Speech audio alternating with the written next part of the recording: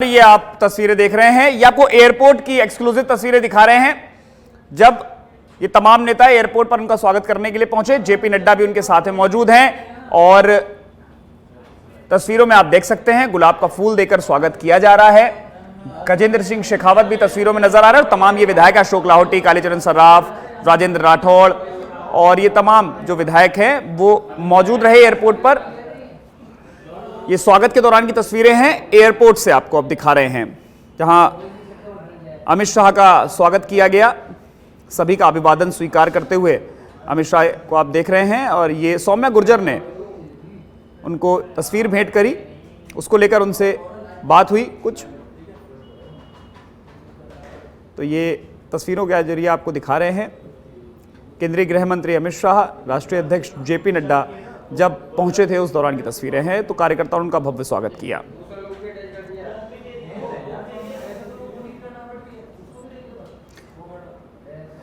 और इस खबर पर हमारे साथ हमारे सहयोगी एयरपोर्ट से लाइव जुड़े हुए हैं गौरव गौड़। गौरव, केंद्रीय गृह मंत्री अमित शाह पहुंच चुके हैं, उनके साथ राष्ट्रीय अध्यक्ष जेपी नड्डा भी थे, और क्या कुछ जानकारी आपके पास?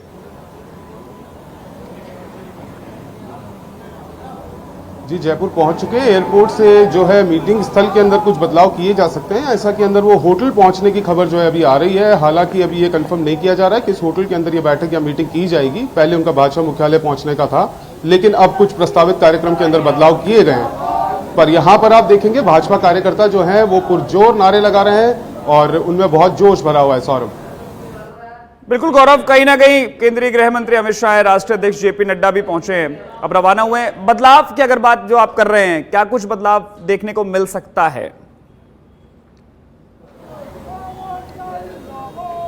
जी, मीटिंग स्थल के अंदर जो है बदलाव देखने जाएगा, क्योंकि पहले जो मीटिंग थी, जो प्रस्तावित था और कार्यक्रम यहां से उनके होटल पहुंचने का नहीं था। चूंकि अब ये खबर आ रही है कि वो यहां से सीधा होटल पहुंचने वाले हैं। पहले वो भाजपा मुख्यालय पहुंचने वाले थे और भाजपा मुख्यालय पहुंच करके जो भी पदाधिकारी वहां थे, ऐसे के अंदर खबर आ रही है कि जो अध्यक्ष हैं राजस्थान के अंदर जो हैं वो लोग होटल पहुंच रहे हैं। चलिए, बहुत बहुत शुक्रिया गौरव तमाम जानकारी के लिए। तो गौरव गौड़ हमारे सहयोगी एयरपोर्ट से लाइव जुड़े हुए थे और ये आप देख रहे हैं सीपी जोशी हैं और वसुंधरा राजे, पूर्व मुख्यमंत्री राजेंद्र राठौड़ नेता प्रतिपक्ष, उन्होंने भी स्वागत किया।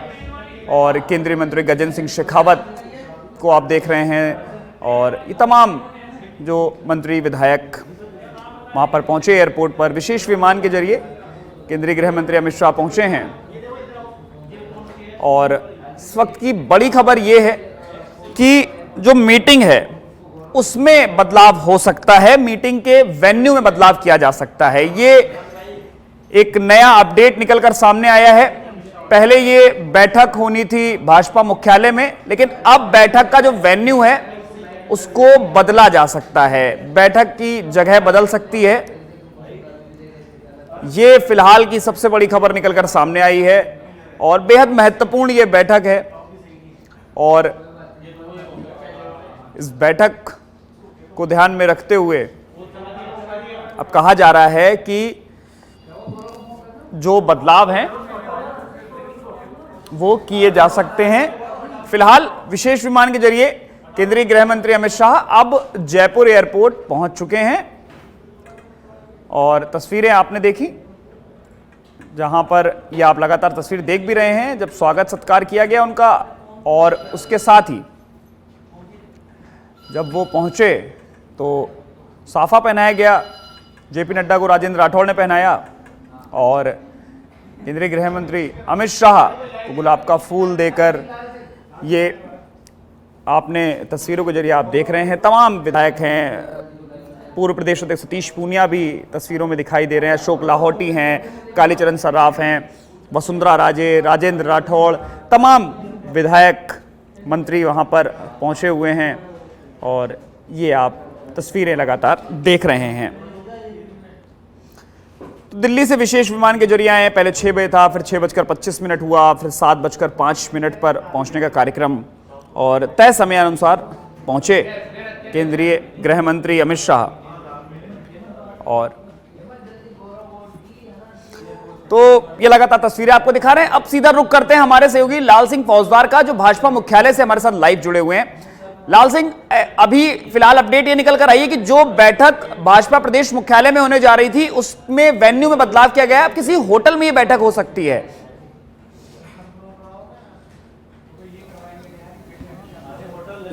देखिए सौरभ, पार्टी ने पहले ही दोनों जगह तैयारियां कर रखी थी, एक तो होटल में, और जैसे कि आप तस्वीरों में लगातार दिखा रहे हैं, भारी पुलिस जाब्ता तैनात किया, सुरक्षा को पूरा ध्यान में रखा गया और पार्टी कार्यकर्ता भी यहाँ पूरी तरह से तैयार थे कि यहाँ मीटिंग हो सकती है। लेकिन होटल ललित में भी मीटिंग की संभावना इस लिहाज से थी क्योंकि वहाँ अमित शाह का आने का प्रस्तावित कार्यक्रम था। लेकिन अभी ये सूचना मिल रही है कि शायद वो मीटिंग होटल ललित में ही करेंगे क्योंकि उनका काफिला होटल ललित लगभग पहुँचने वाला है। तमाम नेता वहाँ पहले ही पहुँच चुके हैं, संगठन महामंत्री BL संतोष वहाँ पहुँच चुके हैं। ऐसे में लगभग अब ये तय है कि जो पहली मीटिंग होगी कोर कमेटी की जो मीटिंग है, जिसमें लगभग 16 नेताओं को बुलाया गया, 16 नेताओं को बुलाया गया उस मीटिंग में, उनके साथ अमित शाह मीटिंग करेंगे और इसके बाद पार्टी ऑफिस में भी मीटिंग हो सकती है। लगातार ये मीटिंग वो दौर चलने वाला है, मैराथन मीटिंग होने वाली है। पूरी तरह से राजनीति के चाणक्य कहे जाने वाले अमित शाह ने अब राजस्थान की चुनावी कमान अपने हाथ में ले ली है। अब इससे आप अंदाज़ा लगा सकते हैं कि आने वाले दिनों में भारतीय जनता पार्टी चुनाव को लेकर कितना आक्रामक होने वाली है, किस तरह के मूवमेंट करने वाली है। और जल्द ही जो पहली सूची आने वाली है वो लगभग फाइनलाइज हो चुकी है, उस पर मोहर लगना बाकी है। और जो 10 और 15 सीटों को लेकर जो कसमकस का माहौल था, थोड़ा इफ एंड बट उस पर हो रहा था, उसको लेकर भी आज लगातार मैराथन मीटिंग्स में अमित शाह सॉल्व कर लेंगे। और इसके बाद ये माना जा सकता है कभी भी किसी भी क्षण भारतीय जनता पार्टी की पहली सूची आ सकती है, जिसका कि इंतजार किया जा रहा है। इसके साथ ही आज जो तमाम प्रकोष्ठ हैं, तमाम मोर्चे हैं, तमाम जो जिम्मेदारी दी गई है चुनावी, चाहे चुनाव प्रबंधन समिति की बात हो, चाहे वो मैनिफेस्टो की जिम्मेदारी की बात हो, चुनाव से जुड़े हुए तमाम लोगों से, तमाम नेताओं से अमित शाह मीटिंग करेंगे। कुछ नेताओं से 1-to-1 संवाद भी करेंगे, चूँकि इस दौरान वो कुछ नेताओं को हिदायत भी देंगे, चेतावनी देंगे, तो कुछ नेताओं को अपने पास बुला के उनको समझाइश का दौर भी चलेगा। जी बिल्कुल लाल सिंह, अगर देखें तो जो सबसे महत्वपूर्ण यही है कि हिदायत देने की बात जो आप कर रहे हैं कि हिदायत भी दी जाएगी, क्योंकि इंटरनली अगर देखें तो भारतीय जनता पार्टी में विवाद लगातार बढ़ते दिखाई दे रहे हैं। इंटरनली एक जो डिस्टेंस है, जो दूरियां हैं, वो कम होने का नाम नहीं ले रही। तो उसको कहीं ना कहीं अब केंद्र और खासकर जो राष्ट्रीय जो पूरे नेता हैं वो इस पे लगे हैं कि आपस में नेता ना भिड़ें।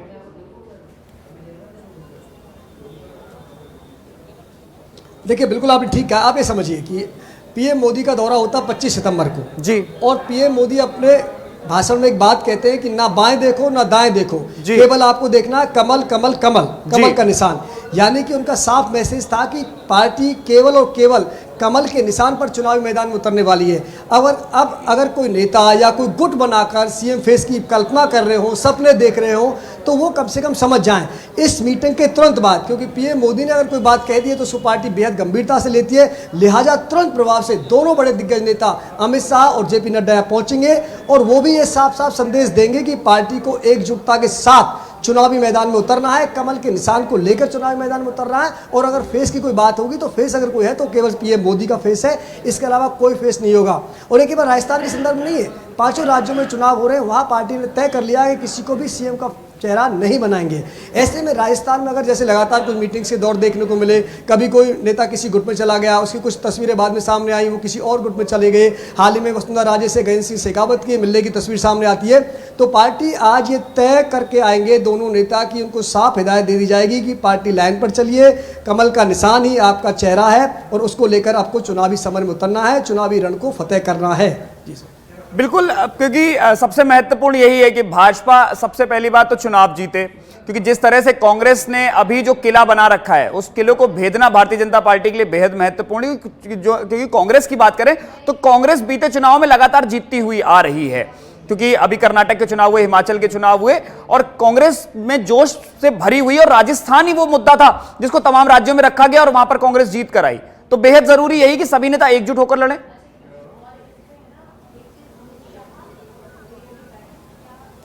देखिए, बिल्कुल, चूंकि कोई भी पार्टी जब सत्ता में आने की बात होती है तो कोई पार्टी कोर कसर नहीं छोड़ती जी। और लगातार चूंकि चाहे कर्नाटक है चाहे हिमाचल है, उसमें जीत को लेकर उत्साहित है कांग्रेस पार्टी। तो ऐसे कांग्रेस पार्टी भी लगातार एक कोशिश कर रही है कैसे हम सत्ता को रिपीट कर पाएं। लेकिन इसका दूसरा पहलू ये भी है कि जिन 2 राज्यों में चुनाव जीते वहाँ परिवर्तन नहीं हो पाया, मतलब संभव नहीं हुआ रिपोर्ट चुनाव। आप देखिए, हिमाचल में तमाम कोशिशों के बावजूद भारतीय जनता पार्टी रिपीट नहीं हो पाई।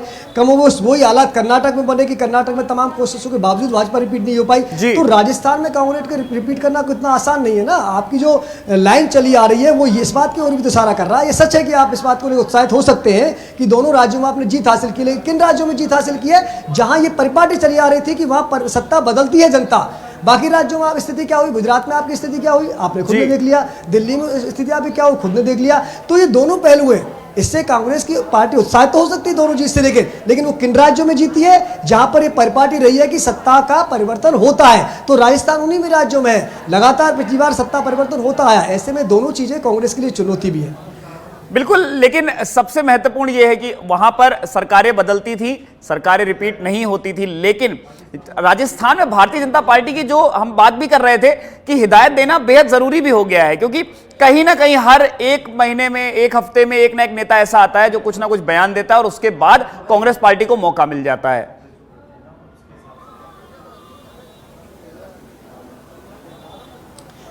देखिए बिल्कुल इसमें कोई इफ इन बट नहीं है। आप जो कह रहे हैं ठीक कह रहे हैं। इसको हम यूं समझना चाहें कि राजस्थान के अगर चुनाव आप एनालिसिस करें, आप अगर चुनाव को देखो तो राजस्थान में कोई पार्टी चुनाव जीतती नहीं है, पार्टी चुनाव हारती है जी। आपको कहीं ना कहीं दूसरी पार्टी मौका देती है आगे बढ़ने का। आप चाहे पिछला चुनाव देख लीजिए, कांग्रेस चुनाव नहीं जीती थी, भाजपा चुनाव हारी थी।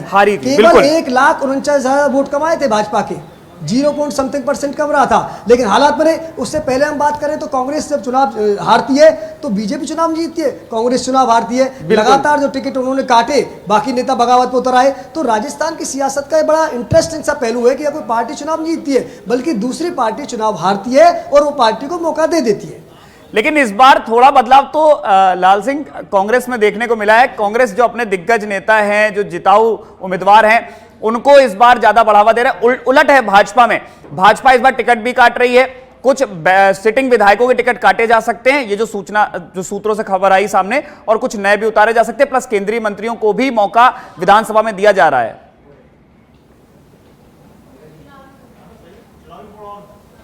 देखिए बिल्कुल जो मध्य प्रदेश में पार्टी ने प्रयोग किया है, मध्य प्रदेश में क्या प्रयोग किया पार्टी ने? मध्य प्रदेश में 7 सांसदों को चुनाव मैदान में उतार दिया, जिसमें 3 केंद्रीय मंत्री हैं। ऐसे में ये माना जा रहा है कि क्या मध्य प्रदेश का टिकट का फार्मूला राजस्थान में लागू होगा? क्या यहाँ पर सांसदों को उतारा जाएगा? क्या यहाँ पर केंद्रीय मंत्री को उतारा जाएगा? क्या यहाँ पर एक परिवार को एक टिकट का फार्मूला लागू किया जाएगा? क्या यहाँ उम्र का पैरामीटर है वो यहाँ लागू किया जाएगा?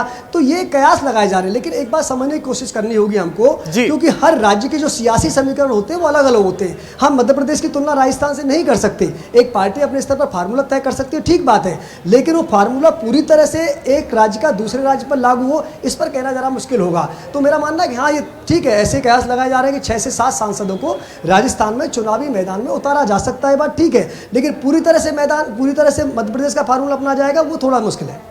बिल्कुल। और सबसे महत्वपूर्ण एक चीज जिस पर हम चर्चा कर रहे थे कुछ देर पहले कि पीएम फेस को रखा जाएगा कि प्रधानमंत्री नरेंद्र मोदी के चेहरे पर चुनाव होगा। लेकिन अगर 2022 और 2023 में जहां जहां चुनाव हुए, अगर वहां पर देखें तो एकमात्र गोवा ऐसा राज्य निकला जहां पर पीएम फेस बने, मतलब सॉरी माफ कीजिएगा, मुख्यमंत्री फेस घोषित किया और उसके बाद वहां चुनाव जीते। बाकी जगह पे तो ऑलमोस्ट हारी ही है भारतीय जनता पार्टी।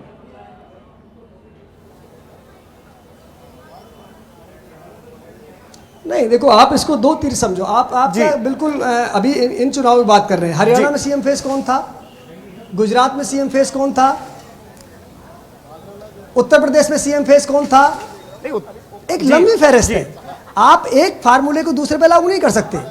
आप बताइए ना, राजस्थान में वसुंधरा और गहलोत युग के पहले कौन सीएम फेस बनाता था भाजपा में?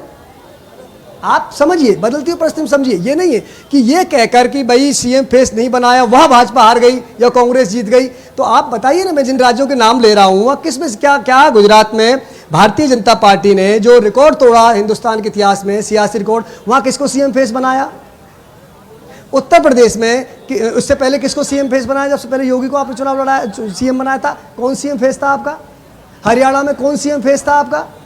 तो ये क्या, मैं यही कह रहा हूं कि आप एक राज्य के जीतने के पैटर्न के आधार पर ये कहो कि हम ये राज्य जीत गए तो अगला राज्य जीत जाएंगे, नहीं कह सकते। क्योंकि हर राज्य की परिस्थितियां, हर राज्य के सियासी समीकरण, हर राज्य के हालात, हर राज्य की जनता का मिजाज अलग होता है। ये राजस्थान की जनता है साहब, ये राजस्थान की जनता खुद सत्ता बदल देती है, सत्ता बदलने की जरूरत नहीं पड़ती है। तो यहाँ आपको समझना होगा कि आप अगर भारतीय जनता पार्टी ये सोच रही होगी मध्य प्रदेश का फार्मूला लागू लगाकर यहाँ प्लस में आ जाएंगे, या कर्नाटक और हिमाचल की जीत से उत्साहित कांग्रेस ये सोच रहा होगी जनता यहाँ पर थाली में उनको राज दे देगी, दोनों ही चीज़ें आसान नहीं है। दोनों ही पार्टियों के लिए बहुत बेहद मुश्किल है, कठिन। तो ऐसे में मैं लगातार एक बात आपको कह रहा हूं कि टिकट बहुत अहम होने वाला है, और इसके साथ साथ अहम होने वाला है कि टिकट वितरण के साथ आप अपनी बगावत को कितना थाम पाते हो। ये दोनों ही पार्टी के लिए जीत का एक बड़ा अहम बिंदु बनने वाला है। बिल्कुल, आपने ये बात तो सही कही कि अगर राजस्थान की बात करें तो राजस्थान की जनता का मिजाज समझना पड़ेगा, और दोनों पार्टियां बेहद समझती भी हैं इस चीज को, इसीलिए घबराहट चाहे भारतीय जनता पार्टी हो चाहे कांग्रेस हो, दोनों में देखने को मिल रही है। बगावत की अगर बात करें तो अभी तक भारतीय जनता पार्टी में बगावत इतनी देखने को नहीं मिली जितनी कांग्रेस में मिली है। लाल सिंह,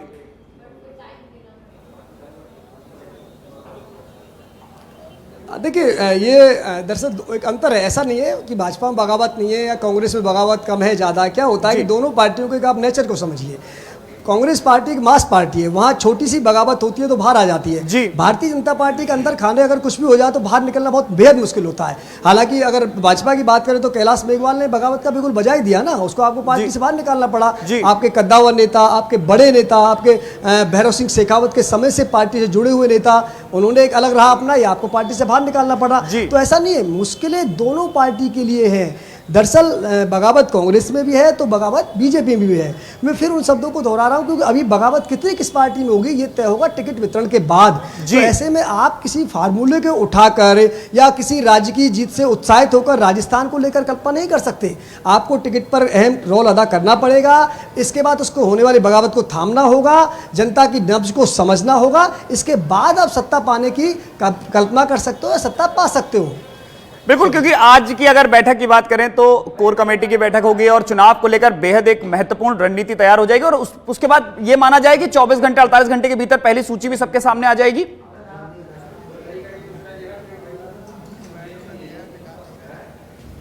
देखिए, बिल्कुल घंटों में तो बात करना ठीक नहीं होगा कितने घंटे में सूची आएगी, लेकिन हाँ ये लगभग माना जा रहा है क्योंकि इस एक्सरसाइज के बाद पहली सूची भारतीय जनता पार्टी कभी भी आ सकती है।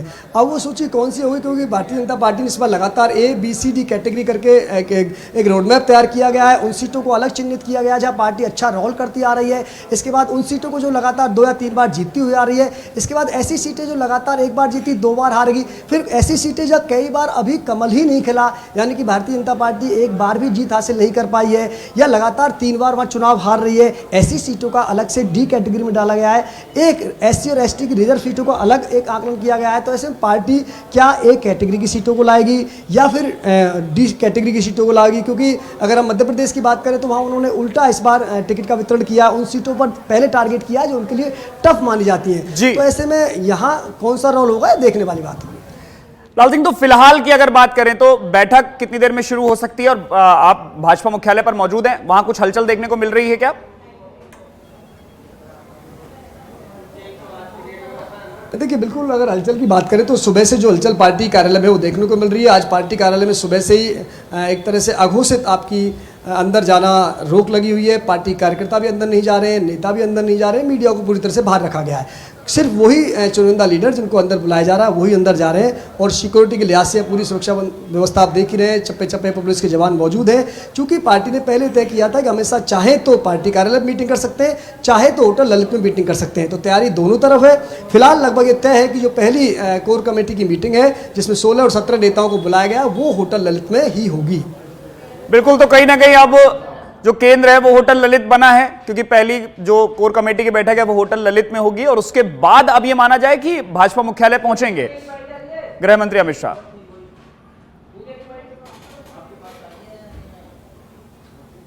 हाँ नहीं, देखो अभी इस पर भी क्योंकि हो सकता है वो सारी मीटिंग वहां जी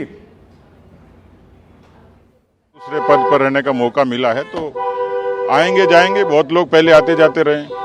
जेपी नड्डा जी भी आए हैं और अभी अमित शाह भी आए हैं, क्या कहें कैसे बैठे?